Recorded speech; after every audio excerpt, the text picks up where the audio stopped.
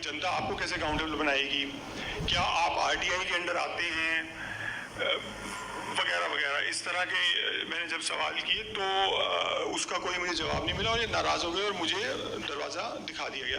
खैर ये बात फिर मैं भूल गया और एक तरह से आई गई हो गई ये बात। और फिर 2011 में, ये 2010 में ही आप समझिए कि खबरें आनी शुरू हुई कि रजत गुप्ता पे कुछ एक्शन होने वाला है। अमेरिकन सिटीजन थे तो उन पे एक कोई स्टॉक मार्केट के फ्रॉड का कुछ केस बन रहा है और उस पर जो अमेरिकन गवर्नमेंट है और एसईसी है उनकी सिक्योरिटीज एंड एक्सचेंज कमीशन, वो कुछ उन पे इन्वेस्टिगेशन कर रही है। ये 2010 में मुझे खबरें अखबारों में पढ़ने को मिली क्योंकि बहुत बड़ा नाम थे रजत गुप्ता। तो 2011 आते आते जब ये लगने लगा कि गिरफ्तार हो जाएंगे तो ये पीएचएफआई के चेयरमैन बने हुए थे। और पीएचएफआई में कौन लोग बैठे थे? मोंटेग सिंह आलूवालिया बैठे थे जो खास आदमी थे, कांग्रेस के भी खास आदमी हैं और जो प्लानिंग कमीशन के डिप्टी चेयरमैन थे, और भारत सरकार के बड़े बड़े अधिकारी जो हेल्थ मिनिस्ट्री के सेक्रेटरी हैं, डीजीएचएस है हेल्थ मिनिस्ट्री का हिस्सा, डायरेक्टर जनरल ऑफ उसके भी सेक्रेटरी हैं वो। तो हेल्थ मिनिस्ट्री के बड़े बड़े अधिकारी बैठे हुए हैं पीएचएफआई में, और आपके Montague Singh Ahluwalia deputy chairman of planning commission बैठे हुए हैं, और उनके ऊपर बैठे हुए हैं ये साहब रजत गुप्ता जो कि मैकिन्सी के हेड थे। और ये साहब जो है अब गिरफ्तार होने वाले हैं और हमारे जो मनमोहन सिंह के कान पे जूनी रेंगरी और मोंटेग सिंह आलूवालिया के कान पे जूनी रेंगरी की आज अभी थोड़े कुछ समय में अगर ये गिरफ्तार हो जाते हैं तो यानी फ्रॉड, सिक्योरिटीज फ्रॉड के मामले में यूएस में, तो इनके नीचे तो भारत सरकार के सारे लोग बैठे हैं। अच्छा, मनमोहन सिंह के उस समय प्रिंसिपल सेक्रेटरी थे एक टीके नायर, वो भी इनके अंडर बैठे हुए थे। यानी जो पीएचएफआई का गवर्निंग बोर्ड था उसमें ये सारे लोग बैठे हैं भारत सरकार के। ये पीएचएफआई की वेबसाइट पे लिखा हुआ है कि ये लोग बैठे हुए हैं। और इस पीएचएफआई को लॉन्च किसने किया? खुद मनमोहन सिंह ने, और जिनके ऊपर सोनिया गांधी जी भी बैठी हैं, और उनकी जो एक नेशनल एडवाइजरी काउंसिल बनी हुई थी उसके कुछ लोग भी पीएचएफआई में बैठे हुए थे, जिसमें AK शिव कुमार थे, और ये जो हमारे इकोनॉमिस्ट हैं अमर्त्य सेन साहब, ये भी पीएचएफआई के बोर्ड में आज तक बैठे हुए हैं। कपिल जी थोड़ा ब्रीफ में, और जो समझ वाली बात है हमारे मतलब की जी। तो पीएचएफआई के बारे में मैंने 2011 में आर्टिकल अपना पब्लिश किया और मैंने और उसके बाद फिर ये 2012 तक मैं लिखता रहा और उसके बाद मैंने छोड़ दिया क्योंकि उसका कोई असर हम मुझे नज़र नहीं आया। सारे पब्लिक हेल्थ कम्युनिटी को मैंने भेजा, इवन MPs तक को भेजे ये आर्टिकल्स, और मैंने शिकायतें भी की, और आरटीआई में भी इनको हम लेके आए, यानी आरटीआई के अंदर ही आ जाएं, इसका भी एक प्रयास किया जो सफल हुआ 2011 में। तो ये 2011 में जो 2006 में जो काम हुआ मनमोहन सिंह और सोनिया गांधी द्वारा भारत में पब्लिक हेल्थ फाउंडेशन को एस्टेब्लिश करने का, ये बिल गेट्स को एक तरह से पूरा जो भारत का जो पब्लिक हेल्थ का तंत्र है वो सौंप दिया गया। यानी भारत सरकार का जो कैप्चर हुआ वो 2006 में हो गया। 14 साल में इन्होंने भारत सरकार के सारे पॉलिटिशियंस को, भारत सरकार के जितने हमारे स्टेट्स को इन्होंने पूरा कैप्चर कर लिया। 2006 से ही इन्होंने अपने पब्लिक हेल्थ स्कूल बनाए, गुजरात में बनाया, आंध्र प्रदेश में बनाया, दिल्ली में बनाया, उड़ीसा में बनाया। उड़ीसा में बहुत हेल्प की नवीन पटनायक ने उनकी। नरेंद्र मोदी ने उनको गुजरात में स्कूल एस्टेब्लिश करने दिया, जमीन दी, पैसा दिया, सब कुछ दिया। और इस तरीके से बिल गेट्स की जो public health foundation of India है इसका कब्जा करा दिया गया, भारत सरकार पे इसका कब्जा हो गया, भारतीय गणतंत्र पे कब्जा हो गया, सिर्फ सरकार पे नहीं। सरकार तो 5 साल होती है लेकिन भारतीय गणतंत्र तो रहता है ना। तो भारतीय गणतंत्र पे 14 साल पहले एक कब्जा कराया गया बिल गेट्स का पब्लिक हेल्थ फाउंडेशन के जरिए। सारे बड़े कमीशन, कोई ऐसा कमीशन नहीं था पब्लिक हेल्थ में भारत सरकार का और या प्लानिंग कमीशन का जिसके अंदर बिल गेट्स के आदमी नहीं बैठे हों। हर एक के अंदर जो बिल गेट्स के आदमी हैं, यानी public health foundation of India के आदमी हैं, ये लोग बैठे हुए थे। कोई ऐसा कमीशन नहीं था। यूनिवर्सल हेल्थ केयर पे कमीशन बना 2010 में, जिसकी सेक्रेटेरिएट बना दिया गया public health foundation of India को। Public health foundation of India एक 100% इलीगल, अनलॉफुल, अवैध, गैर कानूनी संस्था है आज तक। आज तक 14 साल इसकी कोई नियम, कोई कानून के तहत ही नहीं बनाई गई, कोई समझौता तक नहीं है भारत सरकार का इन लोगों के साथ, मैकेंसी और गेट्स फाउंडेशन के साथ। कोई कागज का टुकड़ा नहीं है जिसपे इन्होंने कोई अनुबंध किया हो, कोई कॉन्ट्रैक्ट किया हो, कोई कंसेशन एग्रीमेंट साइन किया हो, वो भी नहीं है। जब ये मांगे गए आरटीआई में, इनके पास कुछ नहीं निकला। जब इनसे पूछा गया कि आपके बड़े बड़े अधिकारी जो हेल्थ सेक्रेटरी और ये लोग मॉन्टेक से आलूवालिया कैसे बैठे हुए हैं इनके गवर्निंग बोर्ड में, इसका कोई जवाब नहीं मिला, आज तक नहीं मिला। कोई ऑर्डर है आपके पास कि आपने कैसे ऑथराइज किए कि बैठे हुए हैं? क्या आपके पास मिनट्स ऑफ मीटिंग है जो इनकी बोर्ड मीटिंग होती है पीएचएफआई की? क्या भारत सरकार के पास कोई रिकॉर्ड है कि आपके अधिकारी इसमें जाते हैं और उन मीटिंग्स में क्या होता है, क्या फैसले लिए जाते हैं? ये बिल गेट्स की सीक्रेट संस्था है जो चल रही है भारत सरकार के अंदर। तो बताइए कि इनकी जो बोर्ड मीटिंग होती है उसमें क्या होता है? भारत सरकार ने कोई जवाब नहीं दिया आरटीआई के अंदर। इसके अलावा 2006 मैंने जब बाद में आरटीआई में आया तो मैंने पीएचएफआई से ही पूछा कि आपकी 2006 में जो पूरी गवर्निंग बॉडी थी उसका पूरा मुझे दीजिए, और मुझे एक फोर्ज डॉक्यूमेंट भेजा गया जो पीएचएफआई के प्रेसिडेंट ने भेजा अंडर आरटीआई। तो ये क्रिमिनल संस्था है, ना केवल ये अनलॉफुल है, मैं यहां तक कह रहा हूं पूरी जिम्मेदारी के साथ, एक 100% क्रिमिनल संस्था सोनिया गांधी और मनमोहन सिंह ने बनाई और उसको भारत सरकार के अंदर घुसाया 2006 में। इन्होंने 14 साल में भारत के पूरे जो पब्लिक हेल्थ का जो तंत्र है, स्टेट्स में भी और सेंट्रल लेवल पे उस पर कब्जा किया।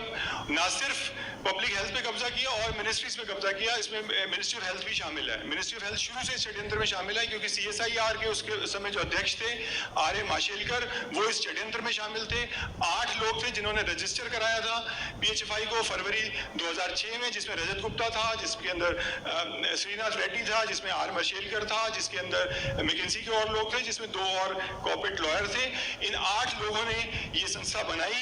इसको भारत सरकार से 65 करोड़ रुपए मिले, गेट्स फाउंडेशन ने 65 करोड़ रुपए डाले, और जितनी साम्राज्यवादी ताकतें आपकी, जिसमें यूसेड आ जाती है जो अमेरिका के सीआईए के लिए काम करती है, यूके, यूरोप और अमेरिका की जितनी साम्राज्यवादी ताकतें हैं उन्होंने इसमें पैसा लगाया हुआ है। इन्फोसिस फाउंडेशन भारत के जितने बिलियनियर्स हैं, जिसमें रतन टाटा आता है, जिसके अंदर आपके इन्फोसिस के नारायण मूर्ति और नीलेकनी आते हैं। नीलेकनी जिसने बाद में आधार किया, बिल गेट्स का यार है, जिसने बाद में आधार प्रोजेक्ट किया और भारत में एक सर्वेलेंस स्टेट बनाने का प्रोजेक्ट शुरू किया। ये सब लोगों का रिप्रेजेंटेशन है पीएचएफआई में। इनके गवर्निंग बोर्ड में ये लोग बैठे हैं। आप पीएचएफआई की वेबसाइट पे जाइए, उनकी एनुअल रिपोर्ट जो है उसमें, क्योंकि इन्होंने वो भी हटा दी है। जब मेरे आर्टिकल और इंटरव्यूज आ रहे हैं, इन्होंने अपनी जो इनकी गवर्निंग बॉडी है मेन, जिसको जनरल बॉडी कहते हैं, उसका डिटेल्स भी इन्होंने वेबसाइट से हटा लिए, लेकिन आप उनकी एनुअल रिपोर्ट में वो देख सकते हैं। सारे भारत के बिलियनियर्स बैठे हैं, और ये 2006 में न केवल भारत सरकार पे कब्जा हुआ, लेकिन भारत सरकार में एक ओलिगार्किक रूल की शुरुआत हुई। यानी डेमोक्रेसी को खत्म करके एक टेक्नोक्रेटिक और ओलिगार्किक लोगों को, जो पूरी दुनिया से जिनके कनेक्शन है, उनको बिठा दिया गया, जिसमें भारत के बिलियनियर्स इनके साथ मिले हुए हैं, जिनकी मिली भगत है बिल गेट्स के साथ। और बिल गेट्स का जो पूरा नेटवर्क है उसमें, जिसमें मैंने आपको बताया टाटाज हैं, जिसमें इन्फोसिस के लोग हैं, शिव नादर हैं, एचसीएल टेक्नोलॉजी के जितने भारत के बिलियनियर्स हैं वो इस षड्यंत्र में शामिल हैं। और जिसमें गोदरेज हैं, जिसमें आनंद महिंद्रा हैं, यानी पूरा एक जो भारत के टॉप के बिलियनियर्स हैं वो इस षड्यंत्र में शामिल हैं, और आज वो भारत सरकार के अंदर बैठे हैं 14 साल में। ये ध्यान रखने की बात है। भारत सरकार को ये कंट्रोल कर रहे हैं, बिल गेट्स कंट्रोल कर रहा है। दूसरा, एक और कमीशन, इम्यूनाइजेशन का सारा कार्यक्रम पीएचएफआई को सौंप दिया गया। मैंने आपको यूनिवर्सल हेल्थ केयर का बताया, जो 2010 में इनको सेक्रेटेरिएट बना दिया गया। यानी एक अवैध संस्था को यूनिवर्सल हेल्थ केयर के कमीशन जो बनाया प्लानिंग कमीशन में, उसको सेक्रेटेरिएट बना दिया। यानी भारत सरकार ने अपना सारा काम इनको सौंप दिया। और जो technical advisory group on immunization of India बना हुआ है, उसका जो भारत की एपेक्स बॉडी है, जो सारी वैक्सीनेशन के जो बड़े बड़े डिसीजन है, कौन सी वैक्सीन शामिल होगी इम्यूनाइजेशन प्रोग्राम में भारत के, वो डिसीजन लेती है। उसका जो सेक्रेटेरिएट है वो पीएचएफआई को बना दिया गया, जो बिल गेट्स की बॉडी है। और गेट्स फाउंडेशन उसकी सारी फंडिंग कर रही थी। ये 2017 तक ये खेल चलता रहा, यानी 2013 में चालू हुआ, सोनिया मनमोहन ने किया, और 2017 तक ये चलता रहा। फिर बाद में जो मोदी सरकार ने 2017 2017 में इनको उससे निकाला, गेट्स फाउंडेशन को और पीएचएफआई को। लेकिन पीएचएफआई और पीएचएफआई सेक्रेटेरिएट थी भारत की जो national technical advisory group on immunization है, और गेट्स फाउंडेशन उसकी मेन फंडर थी, यानी जो इसका ऑफिस भी था एनटीजीआई का, वो पीएचएफआई का दफ्तर था जो कि गुड़गांव में है। यानी भारत सरकार ने अपना पूरा इम्यूनाइजेशन का कार्यक्रम बिल गेट्स के हवाले कर दिया, जो 2017 तक ये खेल चलता रहा। और आज आप ये सोच रहे हैं कि बिल गेट्स एक तरह से भारत का रूलर बन चुका है। आज अब जब कोरोना का षड्यंत्र चालू हुआ तब मुझे समझ आया कि ये पीएचएफआई में जो मैं लिखता आया हूँ उसकी वो कहानी क्या है। 14 साल में एक बैकग्राउंड बनाई गई, पूरी जमीन तैयार की गई भारत में एक मेडिकल मार्शल लॉ लगाने की, और जिसका नतीजा आज हम भुगत रहे हैं, जो मार्च में लॉकडाउन चालू हुए और ये कोरोना का षड्यंत्र भारत के ऊपर थोपा गया। तो इस 14 साल इन्होंने न केवल सेंट्रल गवर्नमेंट पे कब्जा किया, जितनी स्टेट्स हैं आपकी, Gujarat, Andhra Pradesh, even Karnataka, north east में शिलोंग तक में इनका पूरा कब्जा है। दिल्ली में इनका ऑफिस है, ओडिशा के अंदर इनको पूरा जमीन दी गई। ओडिशा में तो ये जो श्रीनाथ रेड्डी है, एडवाइजर बने हुए हैं चीफ मिनिस्टर नवीन पटनायक के, और ये जो है, ये जो जे पंडा है शायद इनके, जो आजकल बीजेपी में बैठे हैं, पहले बीजू जनता दल थे, ये तो इनके साथ मिले हुए थे रजत गुप्ता के साथ। इनकी तो शायद बीवी ने फायदा भी उठाया, जो इनका पब्लिक हेल्थ स्कूल खोला गया भुवनेश्वर में। तो नरेंद्र मोदी ने इनका पूरा सहयोग किया, जो इनके साथ मिले हुए थे। जो वाईएसआर रेड्डी हैं, उस समय चीफ मिनिस्टर थे कांग्रेस के, आंध्र प्रदेश, यूनाइटेड आंध्र प्रदेश, वो इनके साथ मिले हुए थे। शीला दीक्षित मिली हुई थी, नवीन पटनायक मिले हुए थे, और बाद में चल के इन्होंने और स्टेट्स में भी अपने ऑफिस खोले हैं पीएचएफआई ने, जैसे कि कर्नाटक में, जहां पे जमीन दिलवाई मनमोहन सिंह ने। ये भी मैं बता दूं आपको कि कर्नाटक में जो जी तो मैं ये कहना चाहता हूँ कि भारत में मेडिकल मार्शल लॉ का और ये पूरा जो वैश्विक षड्यंत्र हुआ है, और जितनी साम्राज्यवादी ताकतें हैं, जिसमें गेट्स फाउंडेशन है, जिसमें आपकी imperial college, university of Washington, emery university, Wellcome Trust, ये जितनी और ब्रिटिश रॉयल तक, इन सबको फंडिंग मिल रही है पीएचएफआई से, और पीएचएफआई फंडिंग कांग्रेस को दे रही है। इसका भी खुलासा मैंने कुछ दिन पहले किया है। 2013 से 2018 तक 100 करोड़ की फंडिंग कांग्रेस पार्टी को मिली है गेट्स फाउंडेशन से और पीएचएफआई से, और ये बाकी पॉलिटिकल पार्टीज को, शायद बीजेपी को भी दे रही होंगी, जिसका खुलासा अभी तक नहीं हो पाया। लेकिन जो पब्लिक डोमेन में आया, मैंने लिख दिया, मेरे आर्टिकल्स पढ़िए, मेरे कुछ इंटरव्यूज हैं यूट्यूब पे, वो आप देख सकते हैं, मेरे ब्लॉग्स हैं, आप देखिए, और मैं क्या लिखता आया हूँ 2011 से, वो भी आप देखिए। तो भारत की सारी साम्राज्यवादी ताकतों को पीएचएफआई रिप्रेजेंट करती है, जिसने भारत सरकार में या भारतीय गणतंत्र पे कब्जा किया हुआ है, जो गेट्स फाउंडेशन की बॉडी है, जिसके अंदर अमेरिका और यूके की सारी जो एंग्लो अमेरिकन जो इनका इंपीरियल नेटवर्क है, उसकी सारी फोर्सेस को रिप्रेजेंट करती है पीएचएफआई, जिसने भारत सरकार पे और भारतीय गणतंत्र पे कब्जा किया हुआ है। और उसी का नतीजा आज हम देख रहे हैं कि कोरोना षड्यंत्र के अंदर भारत में किसी तरह की कोई ऑपोजिशन नहीं है, सारी पॉलिटिकल पार्टी इनमें इन्वॉल्व है, लेफ्ट भी इन्वॉल्व है, क्योंकि यूपीए ने जब जगह दी तब उस समय लेफ्ट बाहर से इनको सपोर्ट कर रही थी। यूपीए के जितने घटक दल हैं उनको देख लीजिए, ये सब उसमें शामिल थे उस समय। भारतीय जनता पार्टी ने कोई अपोजिशन नहीं की, और नरेंद्र मोदी ने बल्कि हेल्प की पीएचएफआई को गांधीनगर में एस्टैब्लिश करने की, और बाद में इसको यूनिवर्सिटी का दर्जा दिया गुजरात गवर्नमेंट ने। तो ये आज भारत के प्रधानमंत्री बने हुए हैं जिन्होंने हेल्प की पीएचएफआई को एस्टैब्लिश करने में। भारतीय जनता पार्टी इसमें पूरी तरह से शामिल है। ये मेरी स्टोरी है, जिसमें और वर्ल्ड इकोनॉमिक फोरम में ये सारे जितने बिलियनियर्स, इनके मैंने नाम लिए, रतन टाटा से लेकर नारायण मूर्ति और नंदन निलेकनी जैसे लोग, ये सब वर्ल्ड इकोनॉमिक फोरम से भी जुड़े हुए हैं, जो पूरी तरह से षड्यंत्र में शामिल है, जिन्होंने ये आपका इवेंट 201 भी किया था गेट्स फाउंडेशन के साथ मिलकर अक्टूबर 2019 में न्यूयॉर्क में।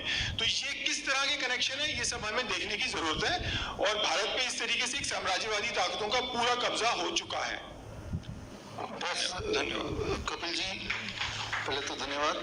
एंड आपने जो जानकारी दी और शुभांग ने जो जानकारी दी, तो मुझे ऐसा ही लग रहा है कि हम दिख तो रहे हैं कि हम आज़ाद हैं, एक्चुअली हम आज़ाद हैं नहीं आज, राइट। हम आज भी उतने ही गुलाम हैं जितना 1947 से पहले थे, लेकिन उससे ज़्यादा है। तब तो बंदूक के उस नोक पे गुलामी थी, अब तो बंदूक की भी ज़रूरत नहीं है, भय है और इस तरह के टेक्निक्स हैं। जहाँ आप जा रहे हैं, जो भी कुछ कर रहे हैं, इस वक्त भी आप देखिए कि आपके मोबाइल पे वो ऐप है। यहाँ तो ऐप इन्होंने मांगा नहीं, किसी भी होटल में जाएंगे तो पहले तो ऐप थे, वो आरोग्य ऐप यानी कि आपकी हर चीज ट्रैकिंग हो रही है। 1947 तक तो यही था ना, उससे पहले ट्रैकिंग तभी होगी जब वो पीछे बंदूक रहेगा, जब आप ओझल हो गए तो ट्रैकिंग नहीं कर रहे। तो मतलब अगर हम ये सोच रहे हैं कि हम इंडिपेंडेंट हैं, वो तो है ही नहीं, वो तो दिख ही रहा है कि अभी भी हमने मास्क लगाया, इतने सारे नियम पालन किए, तब हम यहाँ बैठे हैं, जबकि इनका कोई रोल है नहीं हमारे हेल्थ का। हेल्थ के बहाने, हेल्थ के बहाने, कभी वेल्थ के बहाने ये कंट्रोल करने के तरीके हैं। तो आज के दिन तो मुझे ऐसे ही लगता है कि शायद हमें दोबारा से महात्मा गांधी जी की और हमें लाल बहादुर शास्त्री जी की जरूरत पड़ गई है, राजीव दीक्षित जी की जरूरत पड़ गई है। लेकिन वो फिर हम में से बीच में से ही कोई निकलेंगे और निकलना ही पड़ेगा, उसके अलावा सोल्यूशन आएगा नहीं। तो मुझे लगता है ये कोई एक क्लोजर नहीं है, एक्चुअली ये बिगनिंग है हमारे नए सोच का, कि वो एक नींव आज रख दी है हमने, एक सोच रख दी है कि जो चीजें हैं ये ठीक नहीं है और यहाँ पे आपका रोल होना, हमारा, आपका, इनका, सबका रोल होना इंपॉर्टेंट है। अगर आप सोचें कि भाई होता है, चलो ठीक है, आप एक ऐसे नाव में बैठे हैं जिसमें कुछ लोग ऐसे हैं जो कमान पकड़े हैं, वो ऑलरेडी वो छेद करते जा रहे हैं, क्योंकि जब छेद होके वो नीचे जाएगा, उनके पास छलांग लगा के जाने के लिए एक और कोई पनडुब्बी टाइप कुछ होगी, राइट, उनकी तैयारी उन्होंने कर ली है। तो अगर आप सोच रहे हैं कि हम एक ऐसी गाड़ी में बैठे हैं, वो गाड़ी सेफ है, तो वो सेफ है नहीं, राइट। और जब भी कुछ होगा, जब हम और आप पैदा हुए थे, फॉर मोस्ट ऑफ अस, हम एक आज़ाद हिंदुस्तान में पैदा हुए थे, राइट। और हमारे जो नेक्स्ट जनरेशन जब आएगी तो वो बोलेंगे आपके होते हुए आज़ाद हिंदुस्तान को क्या हो गया, तो आप ही तो रिस्पॉन्सिबल हैं। एटलीस्ट हम सबको अपना अपना पार्ट कुछ ना कुछ रोज का देना पड़ेगा, चाहे वो समय हो, चाहे आपकी सोच हो, कुछ तो करना पड़ेगा। अगर कोई बोले मैं कुछ कर नहीं सकता, तो वो इसी लायक है कि वो गुलाम रहने के लिए लायक है, जस्ट लाइक एन एनिमल, कि वो सोच ही रहा है कि मैं कुछ कर नहीं सकता हूँ। But we are not an animal, we don't want to be. और इस सोच के साथ आई क्लोज दिस सेशन। आगे तो मुझे लगता है कि बहुत आगे और चलना चाहिए, लेकिन 2 बार मुझे ऑलरेडी ऑडिटोरियम का एक वो आ गया है इंटीमेशन की ऑडिटोरियम लाइट वेट बंद कर देंगे, उनका टाइम हो गया एक्चुअली, ऊपर से 2 अक्टूबर। सो हम इसी सोच से इसको क्लोज करते हैं। दोबारा मिलेंगे 30 नवंबर, राजीव दीक्षित जयंती मनाएंगे, लेकिन तब तक हम में से बहुत सारे लोगों के अंदर ऑलरेडी कई सारे राजीव दीक्षित, कई सारे लाल बहादुर शास्त्री, कई सारे गांधी जी के रूप आ चुके होंगे। और एक बात आप सब जो लोग यूट्यूब के थ्रू भी हैं, फेसबुक के थ्रू, ट्विटर के थ्रू भी है, ये अपने आप को याद दिलाइए कि हमें 2 रूल लोगों के डर से, दिमाग से निकालना है। कोरोना काल के 2 फॉर्मूले जो मैंने आपको बताया, बस इतना अगर कर दें 30 नवंबर तक, तो हम वहीं पे हॉल्ट कर देंगे। जो सारी प्लानिंग अभी राज अपने खोले, ये कोई प्लानिंग आज की नहीं है, 2006, कम से कम 2006 से तो है ही, हो सकता है उससे पहले से हो। तो उस प्लानिंग को हॉल्ट करने का पहला स्टेप है, राइट, उस प्लानिंग को हॉल्ट करने का पहला स्टेप है। यानी कि ये मान लीजिए कि आप और हम, अब हमारे पास वही वाली अपॉर्चुनिटी है, एग्जैक्टली वही वाली अपॉर्चुनिटी है जो अपॉर्चुनिटी कभी भगत सिंह के पास थी। उन्होंने वो यूज किया अपॉर्चुनिटी, जिसकी वजह से हम आज भगत सिंह बोल रहे हैं, हम आज गांधी जी बोल रहे हैं। तो आज वो मौका कुदरत ने हमें दिया। मैं तो हर चीज को पॉजिटिवली लेता हूँ, राइट। तो वो मौका हमें नहीं खोना है। अगर खो देंगे तो we are responsible for our future generation and we are responsible for what is happening around us. So इसी सोच के साथ I close the session that it is going to be a new opening of eyes first of all and opening of eyes of others जो हमारे आसपास हैं। आप लोग आए और जब जाएंगे यहाँ से तो आई एम श्योर कि जो नहीं, वो क्वेश्चन सच हो नहीं सकता क्योंकि ये 2 बार इंटीमेशन आ गया है, lights they are going to off, तो 1 ही मिनट है। नहीं सर, फिर दरवाजे बंद कर देंगे, रहना पड़ेगा यहाँ पे। सो बाहर जब जाएंगे तो DIP डाइट प्लेट 1, राइट, जो कि हम लंच में देते हैं, आज आप वही लीजिए, राइट। धन्यवाद, थैंक यू।